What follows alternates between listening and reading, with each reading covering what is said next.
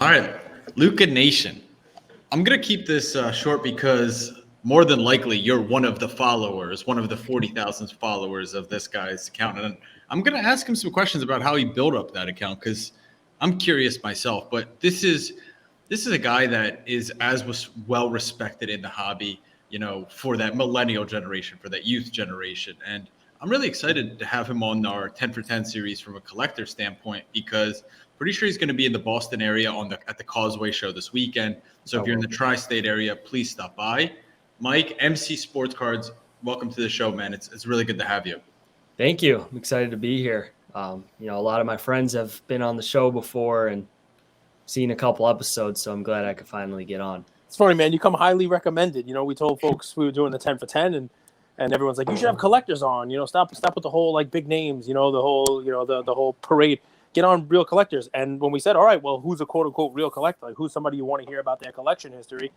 Your name just kept coming up, which is pretty cool. I mean, that's like a vote of confidence, like you have one of those like Academy Awards. And it's like, oh, I'm just happy to be nominated. Well, you were nominated. You know what I mean? People wanted to hear about you and your collection and your journey. And Andrew wants to hear about it as well. So I'll shut up. But I just wanted to tell you, I mean, obviously, the people definitely want to hear your story. So that's cool, man. No one wants to hear my story. What do you got on your shirt there? What Express what? PSA Express mail? Mail? Oh, no, it's just an Express Mail shirt. Just do a lot of shipping. So I have a shirt that says Express Mail. And it's kind of cool. I could see that being like one of those vintage shirts that sells for like $4K on eBay definitely. One day. Listen, I actually bought the shirt with companies. Do you have to buy it? Yeah, well, I bought the shirt for my girlfriend, like for Christmas, as like a gimmick gift, and somehow I wear it once a week. It's very comfortable. And okay, so a couple problems. Number one, you just told everybody your girlfriend's the same size as you. Number two, that you paid for the shirt. If you do enough business with places, you can get free shirts. I mean, I have like 4 from the sperm bank. So there's all kinds of craziness in the world. But listen, he's got a postal service shirt on. I mean, I got a PSA shirt. There's all kinds of fun shirts. Andrew likes the shirts. Shirts are his top. If nothing else, like I've heard stories about those places. That means you got some good swimmers. So shout out to you. Just that I'm there. I'm a frequent flyer. Mike, talk to us how old are you? 27. 27. Have you been collecting your whole life? Are you one of those stories where you took a break? What's the origin story of MC Sportscards? So I started collecting in about 2006, and I was 12 years old, and I would just build a lot of sets, like, the basic Topps Series 1, Series 2 update sets. I would do that every year.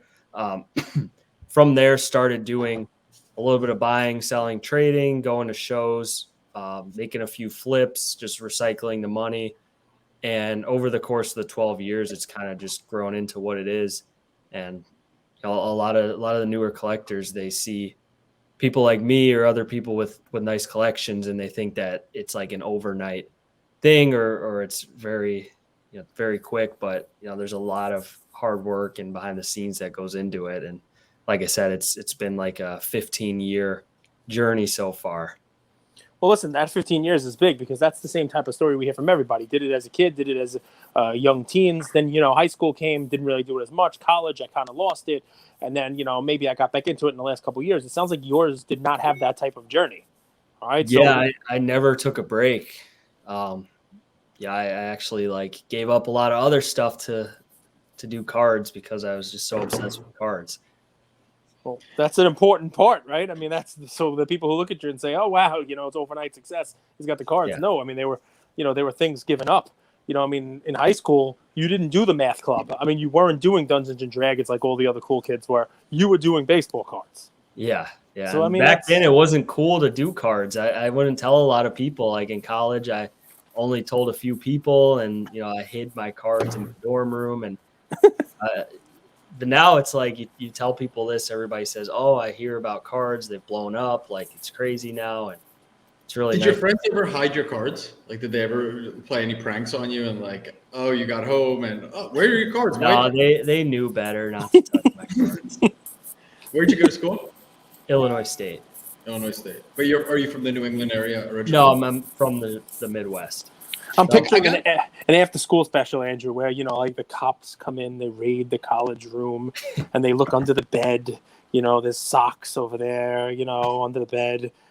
interesting socks. And then there's a shoebox, and the cops head towards the shoebox, and you expect it to find, that good Northern Lights, the hydroponic stuff, all the paraphernalia maybe. But no, it's just slabs. And the cops go away empty-handed because they're not going to book you for your LeBron James card. So it's interesting stuff, man. It's a lot of fun. So did you stick with baseball? So I started with baseball and football and just kind of started doing everything, through the years. And a lot of it was because I would do a big trade or buy a big collection that had everything in it. And by dealing with everything and processing that, I would learn about different sports, different players. And then from there, realize that I should probably be doing all four major sports. By the way, Andrew, do you notice that? We've heard this now, a common refrain from our big-time collectors is that overlap among sports because it allows you to make bigger and better deals with a wider variety of people at a show. Sometimes it's cards and cash. Sometimes you got to take basketball and football. So this is now, it's not the first time we're hearing that. It's important because it's not even something that I personally thought about. Most of the people that we get in, the upper echelon of business-wise, they got very good at one thing, right? Yeah. But I guess the collector, if you're going to be wheeling and dealing at shows and there's going to be other high-end collectors or other collectors in the same kind of, lane that you're going to be in, you kind of have to be up on who's the football cards, who's the basketball cards. That way, if you have a card you want to move to somebody, you might have to take back multiple sports in exchange. You're doing a big deal. You have to take in everything that the person is offering you in a bigger deal, and then you wind up researching it, right? Yeah, and then, if it's a card that I'm not attached to, chances are I'll take literally anything for it if the value makes sense. So, I could trade a big LeBron card, and if you give me a bunch of random hockey stuff that adds up to a great deal that I know is worth selling, then I'll probably do it or something close to it. So, just being like that helps learn a lot about everything. We'll come back to that. You have a question, but we got to come back to LeBron, Andrew, because I know that's your thing. But it sounds like a scab to pick. It sounds like he doesn't like LeBron. It sounds like he's a kindred spirit to you. But we'll get back to that. I got to ask you a question. Guys like you and Sasha really intrigue me because I come into the hobby, I see two types of groups, and you guys kind of sit between these and do. So there's the collectors, right? They buy and they're holding. They're holding 1, 2, 3 years. Typically, 30, 40-year-olds to 60-year-olds. And then you have the younger generation, right? They're flipping these base cards. They're always moving and dealing, and they don't have much of a PC, right? That's kind of me. I'm always moving and dealing, but I never had and built up a PC. Then I see guys like you and Sasha, and looking through this, guys, follow him. I'm sure you are, but MC _ sports cards. You're constantly posting these huge lots or huge pickups you have of these high-end cards. Mm-hmm. But then the next day they're gone. So how do you balance, right? You're flipping these higher end cards, but you also have a PC. If you don't mind, I don't want you to give out all your trade secrets, but I hope this next 40 minutes, maybe some of the people that are in my position, 25, 30, 35 can learn a few things from how you do your business. Cause I think it's fascinating. It really is. So I'll shut up, but that's my angle. And I'm curious to learn from you, Mike. Yeah. So something I learned about having a PC versus flipping, like you said, a lot of newer people are just flipping base cards and everything is I didn't really start keeping cards or PCing really good cards until 3 years ago, where I felt that I was at the point where I could afford to do that. Because if you want to keep a lot of stuff and you're just getting started, then it's gonna interrupt your cash flow, and you're not going to be able to buy everything that you could possibly buy if you didn't have a PC with the money tied up. And a lot of times for people getting started, just putting the money in and out is really a good way to snowball and compound and get to another level quickly. Do you remember your first level? Do you remember when you first jumped, from, I have 2,000, 3,000 to now I'm at a bigger level and I have a bankroll. Do you remember that? Yeah. So what did it for me was over the years, I've been lucky enough to get into a good deal at a show where I'll buy a deal for a few thousand and, triple my money or double my money, and then just put all that back in. And a few months later, find another deal that's a little bigger and you could double or triple and something, or you buy a raw card and get a good grade on it. And it's, it could be couple $1,000 bump. So I've been lucky with a few of those big deals, and they gradually got bigger and bigger. over the years. And those are really the things that can move you forward quickly. And I mean, look at these pickups, Cage. Like this is just like this is an Just average posted, Tuesday for MC 27-year-old stash man, Mr. Mikey. the stash is only a couple weeks old. That's never been here before, but You're trying something new. But no, going back to it, it's just like you get to a point with these higher end cards or just mid end cards that if you have enough of them or enough of stuff that people want, you can constantly be moving something and getting something in. And therefore, like if you're always getting something in, it's easier to move stuff out. So like the spot I'm in right now is I get a lot of these really big cards and I post them, and a $50,000 card, I'll trade it and the guy will give me 10 cards and I'll post those 10 cards that are worth 50,000, and then someone else will come along when I post those cards, and it's like a never ending cycle. So that's why I'm able to always post that kind of stuff, because a lot of it, like I use that stuff to get other stuff versus just buy and sell. Well, listen, let's level set for our audience, right? If somebody's out there, listening to this, you're not going to be able to have the deal flow that Mike has right now, right? Because he has this audience, he has this page. When he puts these cards up there, the deals find him. People know who he is. He's built that reputation up. That doesn't mean you can't get to that level, right? Yeah. But there's hustle, there's grind, there's showing up in a lot of shows, there's square dealing, there's fair dealing, there's, people know they can give you cards for value. People know you'll take cards, even if it's not something that, is the most desirable thing in the world. And, it's all about building up your reputation in the space over time, right? So, people can get there. But yes, I mean, is this all you do? Yeah. Is this it? Professional, full-time. So this is your business. So, I mean, that's part of it, Andrew, right? I mean, you got to always be moving your inventory, right? Your inventory can't get stale. Yeah, but how do you move some of these cards? Like you have some of the coolest cards in these pictures. Like you just got a Kobe auto, and you're like, and then you have a Giannis Gold hoops card. Like you're just like, all right, on to the next one. Yeah. So I do a lot of eBay too. So a lot of the stuff gets listed on eBay, whether it's auction or fixed price, like buy it now, best offer. And I do have a good following on eBay, so I am selling quite a bit, and I'm using a lot of that money to buy some of these monster cards as well. So like going back to just the constant in and out deal flow, that's really all it is. And getting those cards, a lot of it is through trades of moving a better card, like I said earlier. And then you just get to that point where it's just a never ending circle. What's your untouchable? Like if you have a Mount Rushmore, we always get asked that. What's your top 4? Yeah. So I would say Brady champ ticket, LeBron exquisite RPA, Brady refractor BGS 9.5, and fourth one is to be determined, because I have like 10 cards that I feel are untouchable, so it's hard to like rank them on the fly. But those ones I want to just kind of lock up and forget about. And like your family, your college friends, they all know you own these cards now. Like 6 years ago, you were in the dorm doing a beer bong, and like now you're like, I got a Brady Contenders, a Brady Refractor, and to top it off with an exquisite, and I have 7 more that I can't pick from. Yeah, so really the only way I have these cards is if you follow me on Instagram. I don't really go out and tell people much. I'm a pretty like closed off, private, but besides posting cards on Instagram, I don't do a lot of like vlogs or I don't have a YouTube series and all that. I mean, I enjoy doing like podcasts and being on them a couple times a month, but my style has always kind of been like more low key and smaller circle. So yeah, my family and friends, they know some of these cards, and again, if you follow me on Instagram and you see me post it, that's how I have it. You're doing consignment now, right? Like what made you want to get into that route, and how long have you been doing that? Yeah. So, consignment's a good opportunity. I think with some of the factors that have gone on with eBay and other big sellers lately, I think it opened up a door for a lot of us to take on more consignments.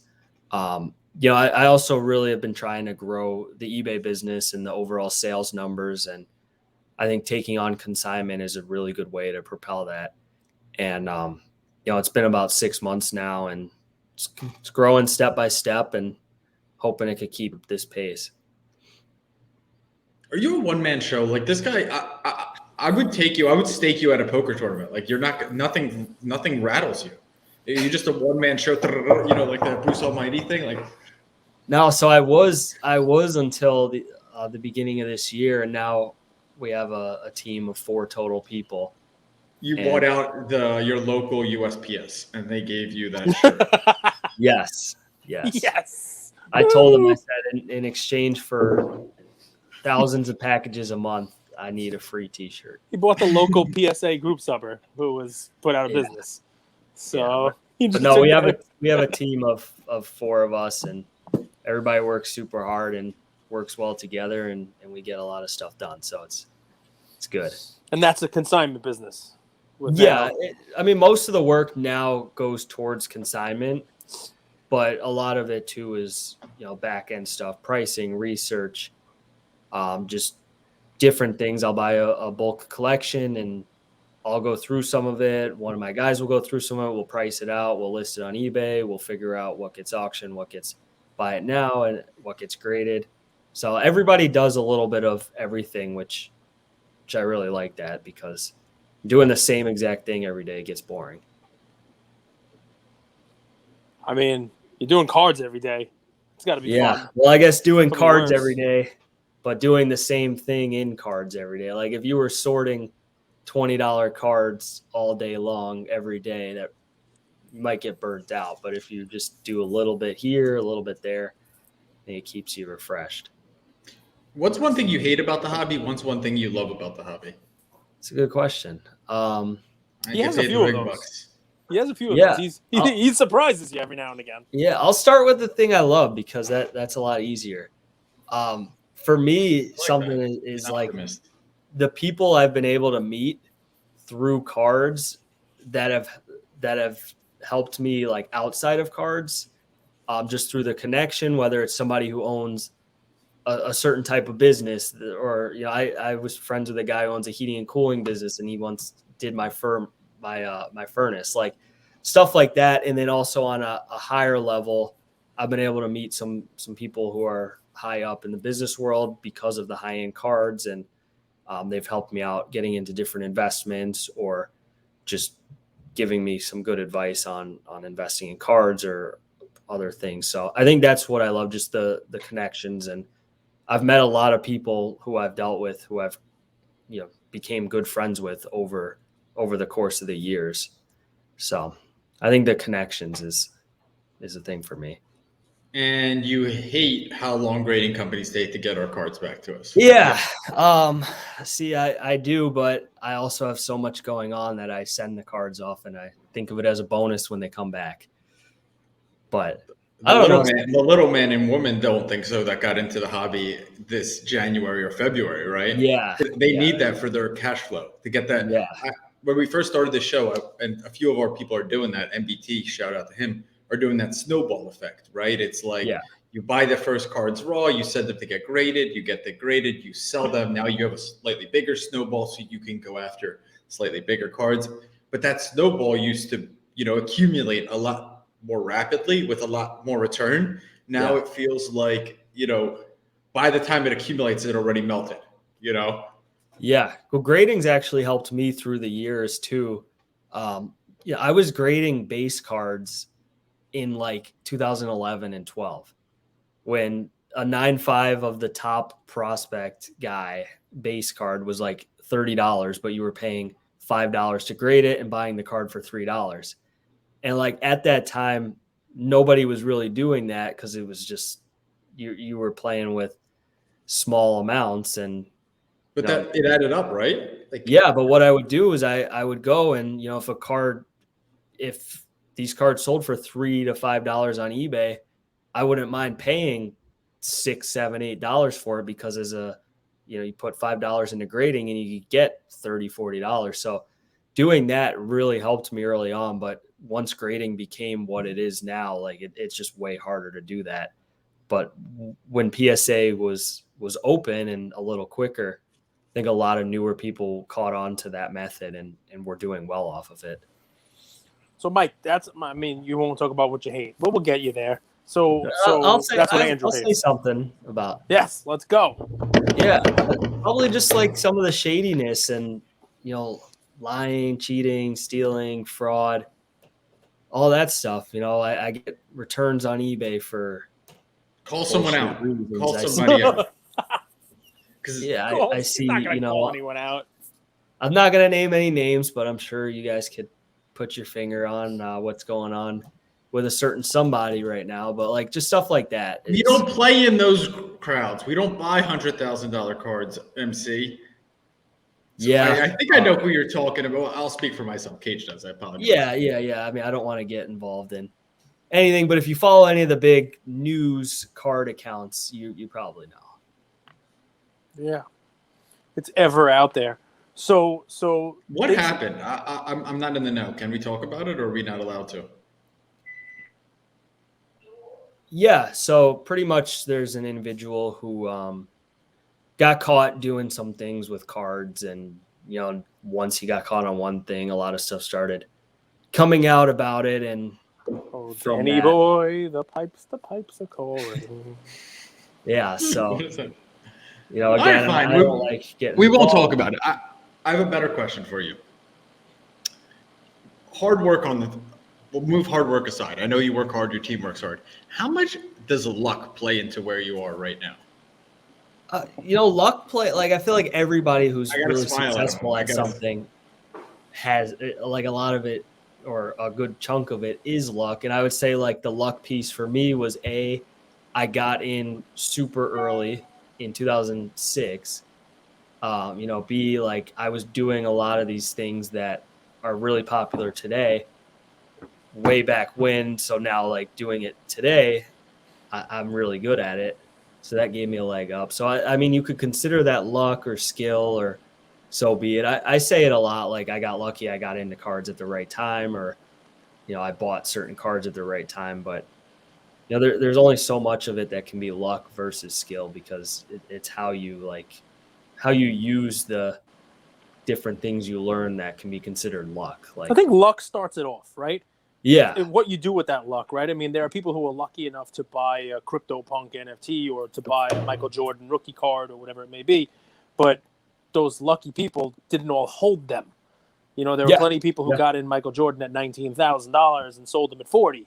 Et cetera, et cetera. People who had that LeBron exquisite who sold it way before now. So luck is what starts you off. It's what you do with that luck. Andrew, if you don't mind, my question is, because we were talking about the little guy, and you bring this up all the time. You're basically like the people's champ when it comes to value to our audience members, and you're always championing the whole PSA has kind of left people in a lurch a little bit here and there, and that used to be the come up. So Mike, you have a lot of people who follow you. Obviously, you give off good vibes, and you send a good message. You don't want to talk bad about anybody. You want to keep it positive. You don't like the fraud and the crap in the industry.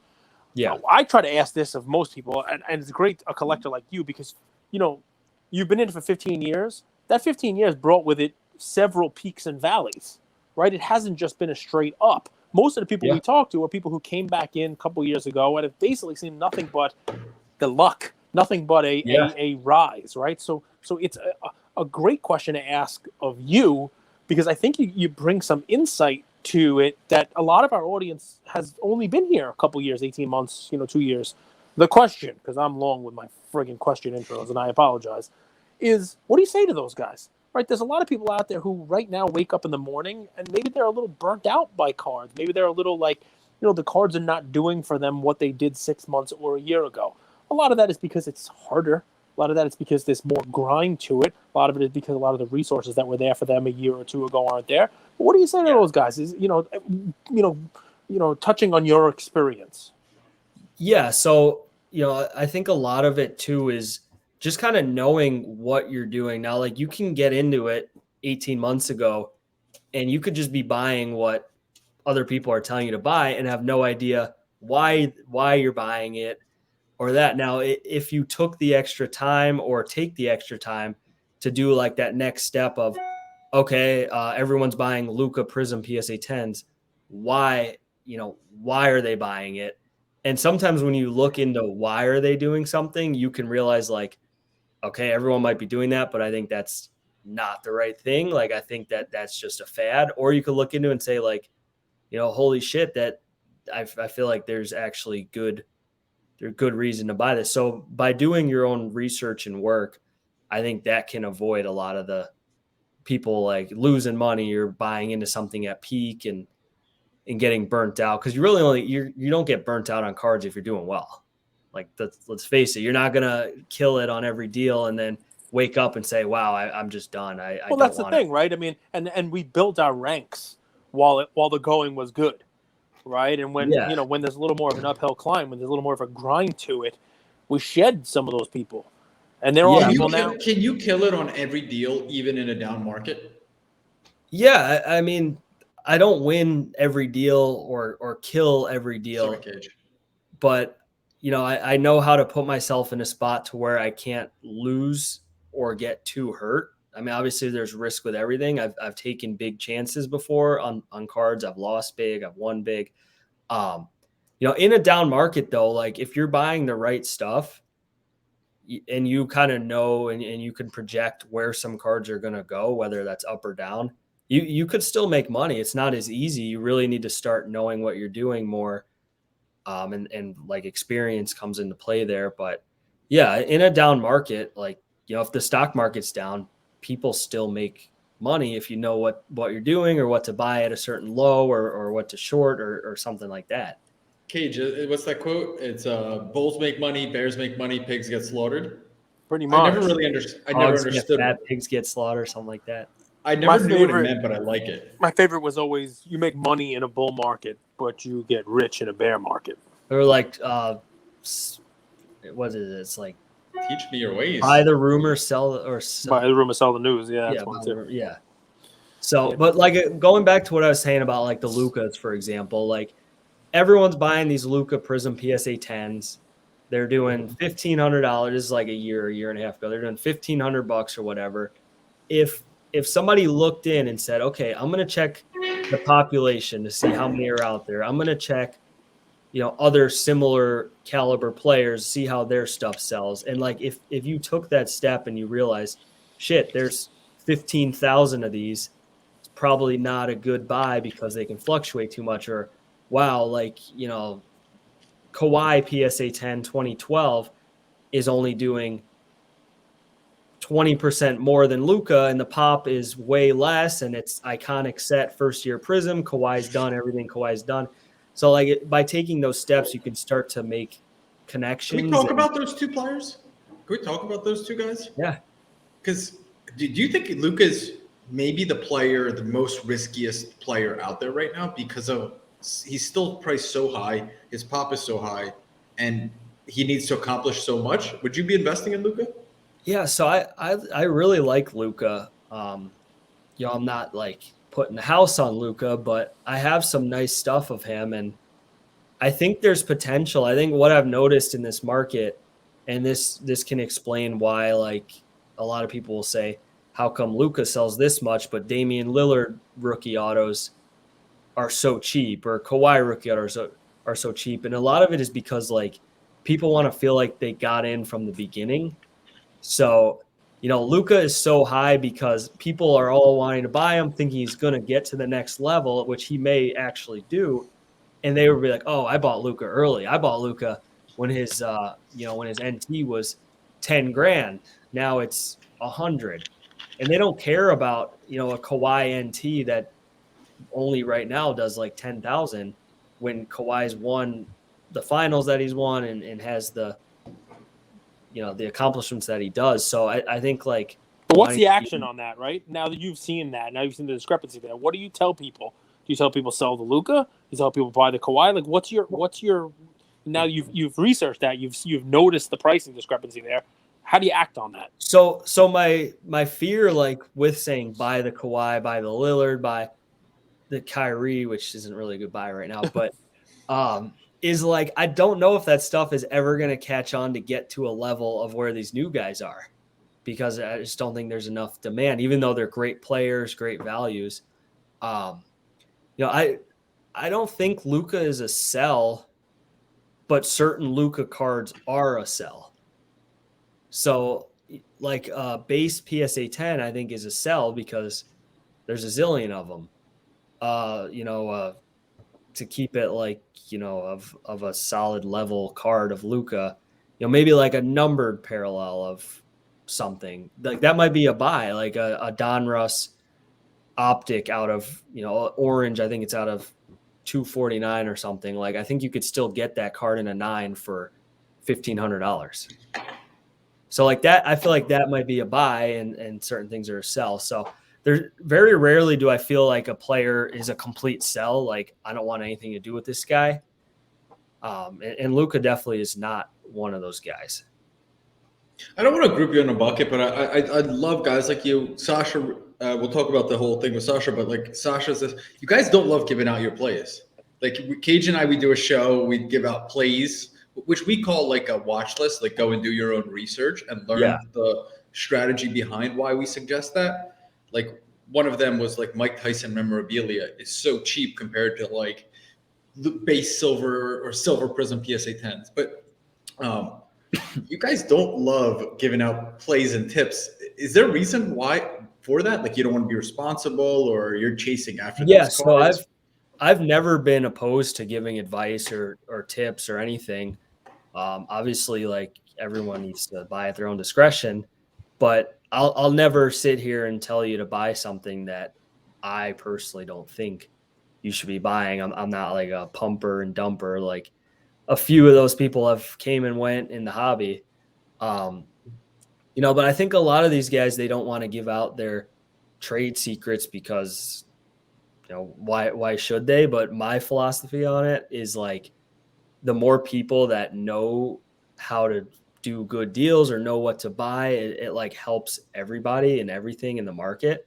Because if everyone comes in and loses their ass buying the wrong things, then it's not helping grow the market. So yeah, they're not going to stay in. Yeah, so people come and lose a bad taste and they're gone.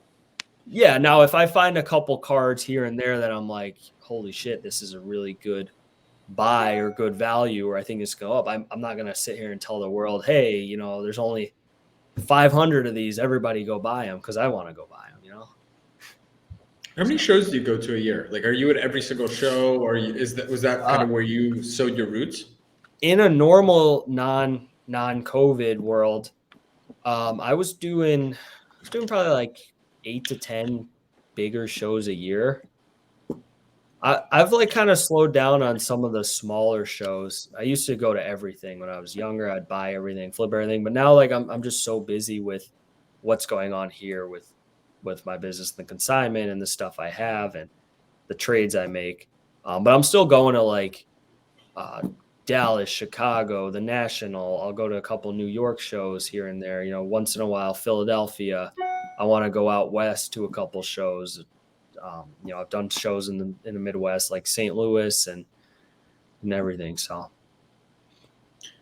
I'm curious. So, I mean, I'm loving this, and I appreciate you being so generous, with your time. And there's quite a few other consigners out there.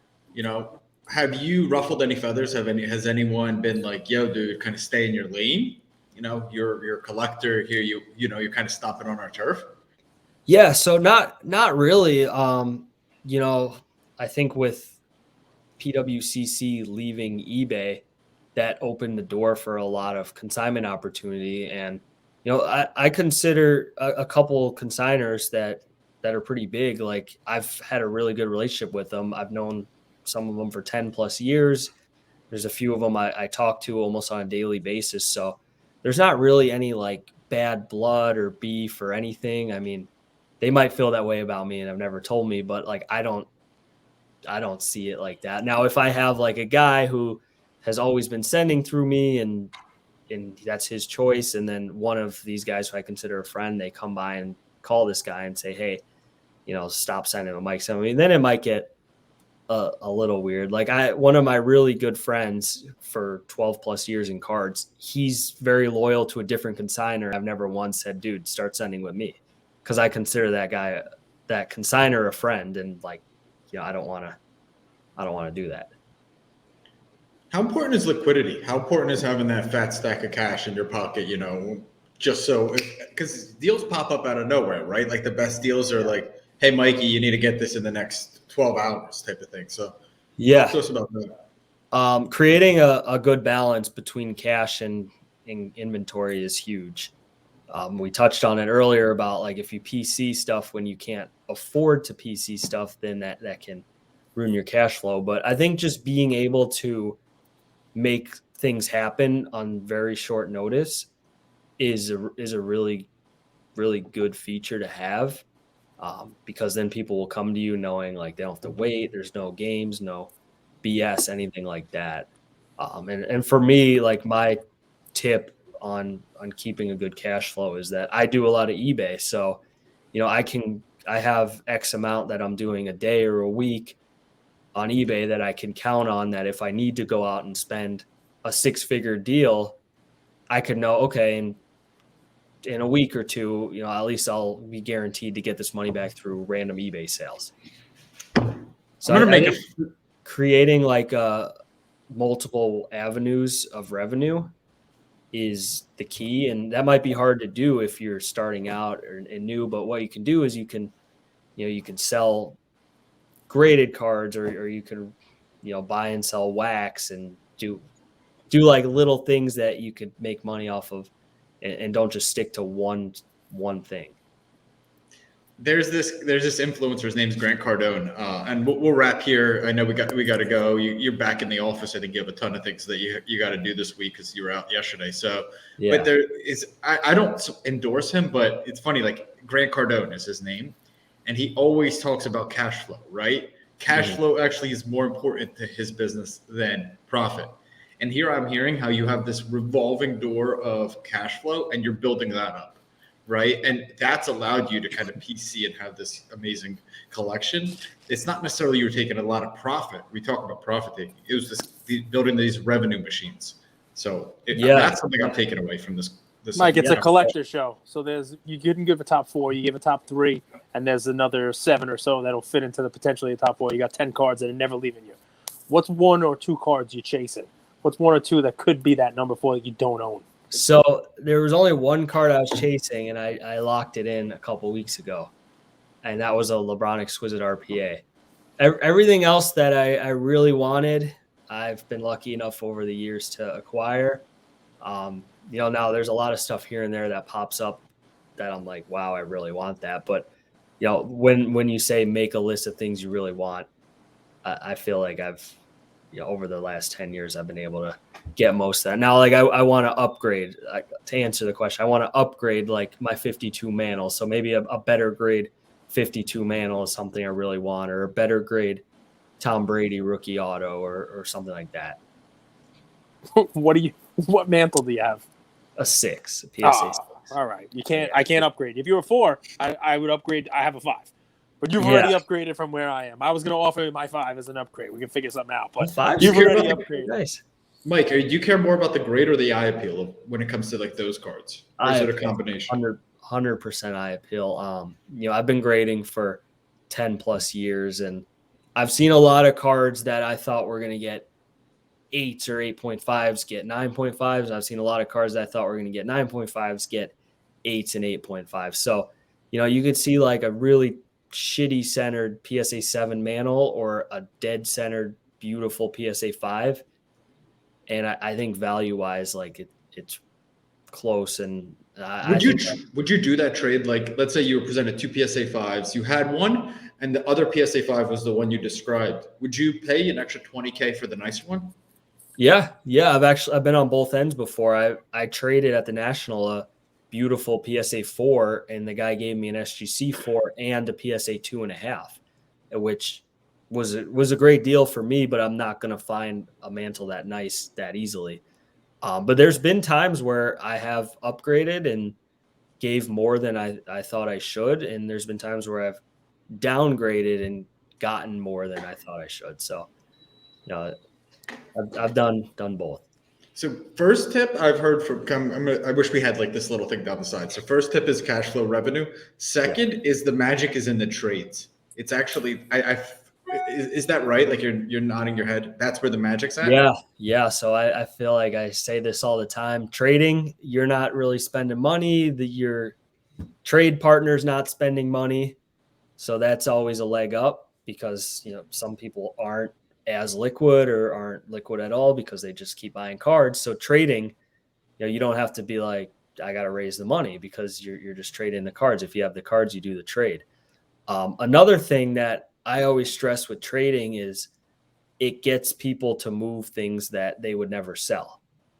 So, 52 Mantle PSA 6, a guy has a 5 he wants to upgrade, and never in a million years would he sell that 5 for cash. He might give me that 5 plus cash to get the 6 because he's getting something better. So there, like from my end, I could never call the guy and say, hey, how much for the Mantle, and buy it outright. He would hang up. But if I say, hey, I'll give you a better Mantle for yours, and by doing that too, like, somebody's holy grail might be the card that you get by downgrading your card. So then it just like going back to the like consistent thing. And it's a win-win. It's people leave with a good taste in their mouth. By the way, it's a genius because I have a Mantle 5, you have a 6, you're looking for a 7, 8, or whatever it is, and I would not get rid of that card. But if you messaged me and said, hey, add some cash to your 5, I'll give you my 6 for cash in your 5, I would get involved in that conversation with you. I would find out how much cash it would take, even though that card to me is right now untouchable. So it's genius. It really is. And that's Mike only takes ETH, Cage. So I got some of that. That's my secret. And, again, I don't mind giving it out because you're not like, most people aren't going to be able to, over the course of a week, go from trading $100 cards to trading that level. So I don't mind saying a lot of these secrets. And if you work hard at it and you could get to that level, knowing that knowledge, it can really help you once you get there. You know what really pisses me off? It's how much more expensive LeBron cards are than Steph Curry. Can you explain this to me? Yeah. A lot of it is just LeBron is LeBron, and he's always. What does that mean? Like in 3rd grade, I was taught you don't define the word with the word. Like that's not a true definition. Like I think like Curry's the greatest shooter. LeBron's not the greatest anything. Curry's the greatest shooter. Okay, so I was born in '94. I probably gonna make you guys feel a little old. Jordan. That? I'm younger than you, dude. I'm still in college. I'm raging tomorrow. Yeah, I graduated high school when it was born, so yeah, I'm old. So I never watched Jordan play because when Jordan retired, I was like 8 years old.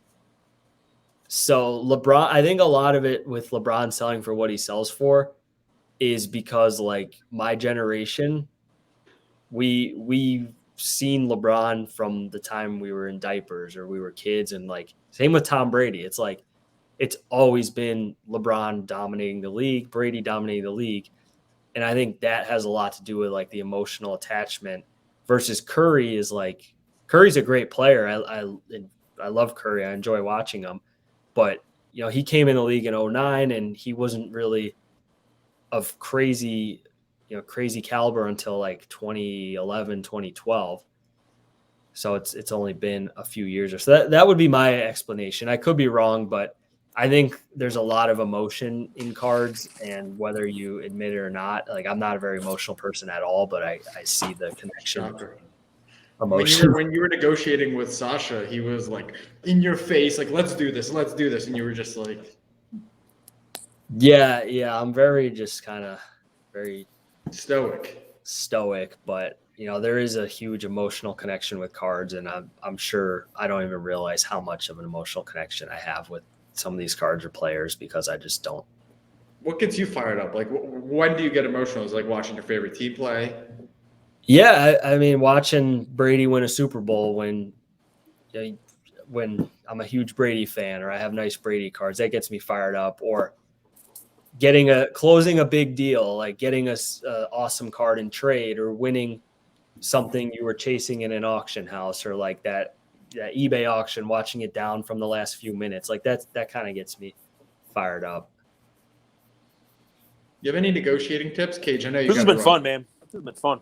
No, this is a lot of fun. I mean, this is what the collector stuff is all about. Man, I think we got the negotiating tips. But yeah, man, if you got any other we want to share to the audience, go for it. Negotiating tips. Just be reasonable. You don't have to win everything. I think from the Sasha video, you might have been able to pick up some things that aren't the recommended negotiating tips.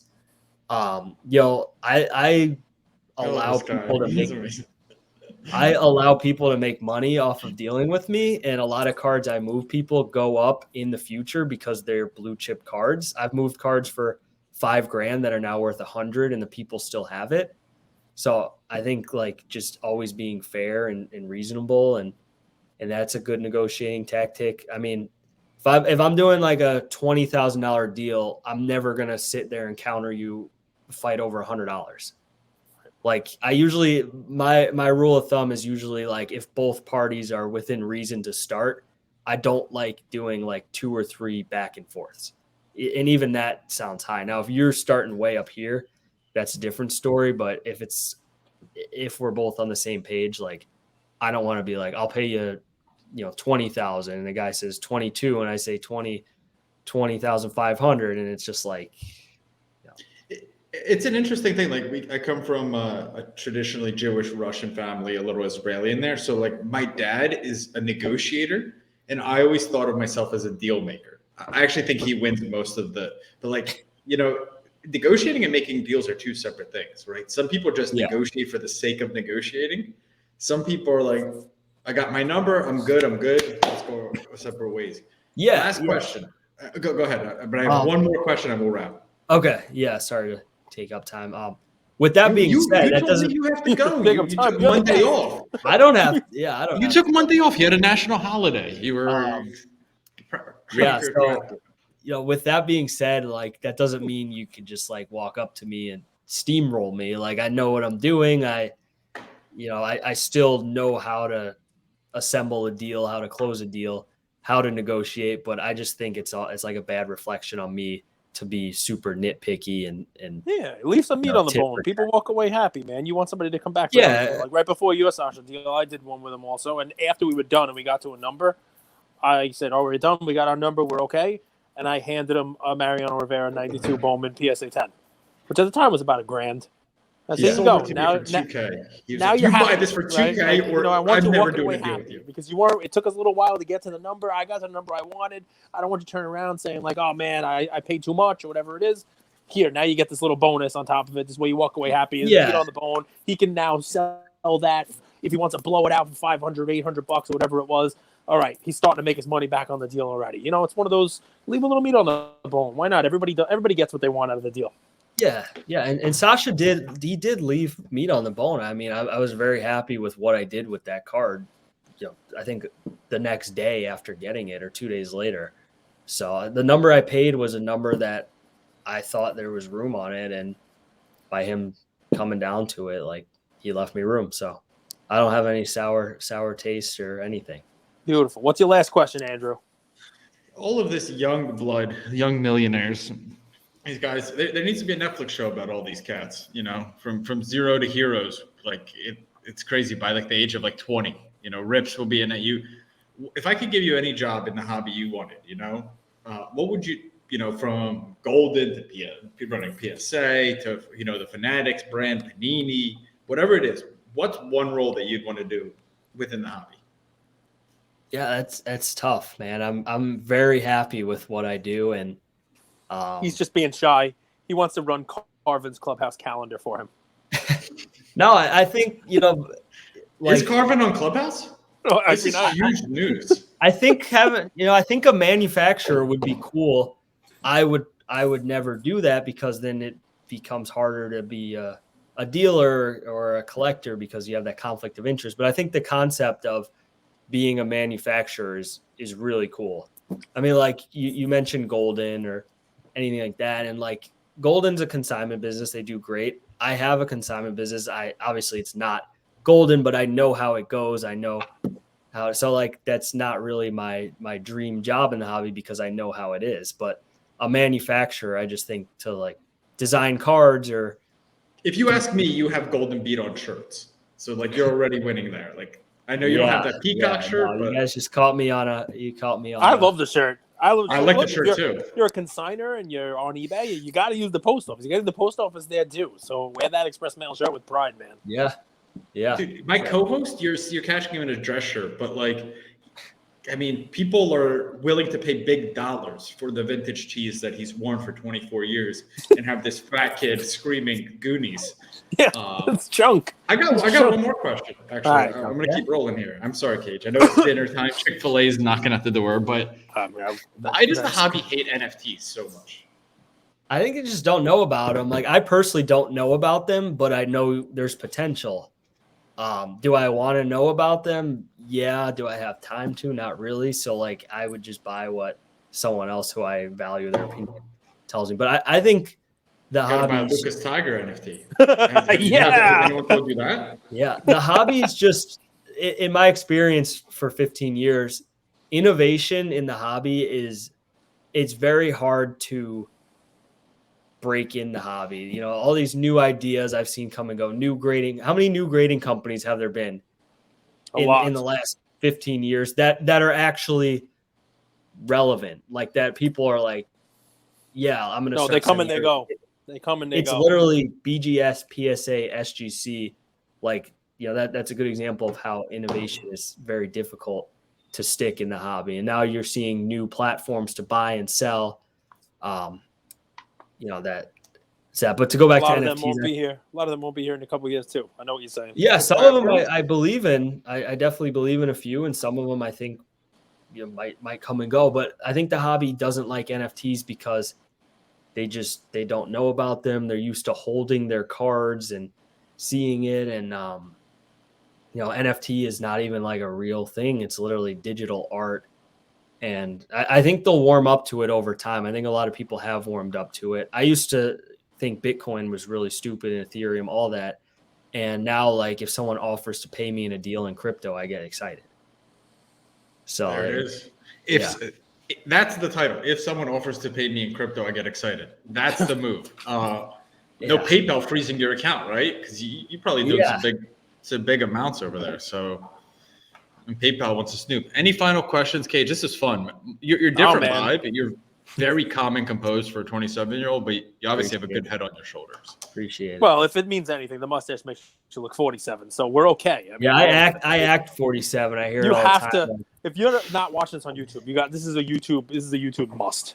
This one is a YouTube must. Mike, listen, I'm going to reach out to you and try to make some trades with you because it sounds like you're a pleasure to deal with, and a real asset to the hobby, and I'm glad we were able to make this work and have you on the 10 for 10 collector series because clearly you're a collector. So how many 40, 50-year-olds that are in the hobby that are respected would recommend a 25-year-old? Like literally we got 20, 30, 40 messages of like you got to have MC Sportscards on it.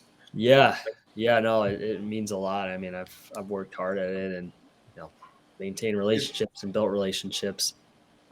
These guys might think I'm 40 for how I act and stuff too, though. But it's funny. Like on a quick tangent, back when I was like 16 years old, doing deals online or over text messages or whatever, like I would meet these people at shows years later, and they'd be like, "Dude, I thought you were like 50."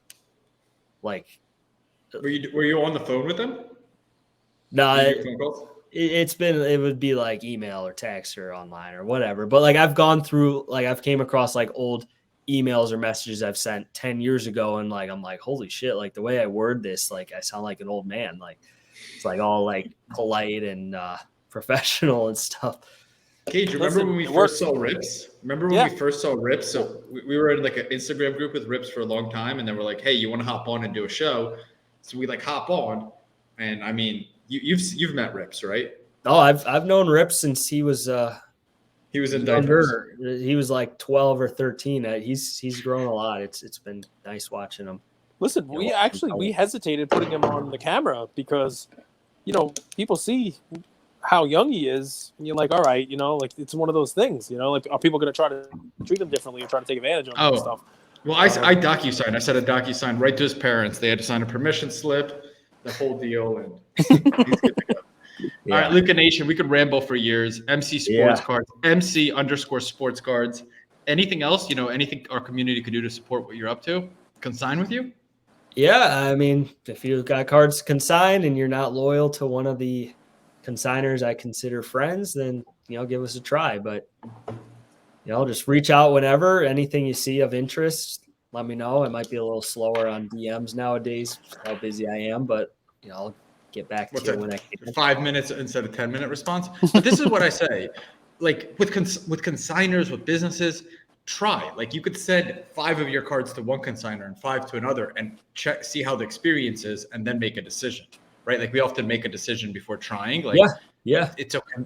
Also, different cards do better in different consigners. Like so, it's And also, LukaNation. Go ahead. Go ahead, Mike. Sorry.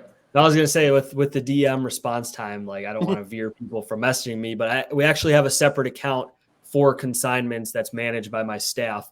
So those responses are extremely quick. If you message me individually, I might take some time. Or what's the account for the consignment?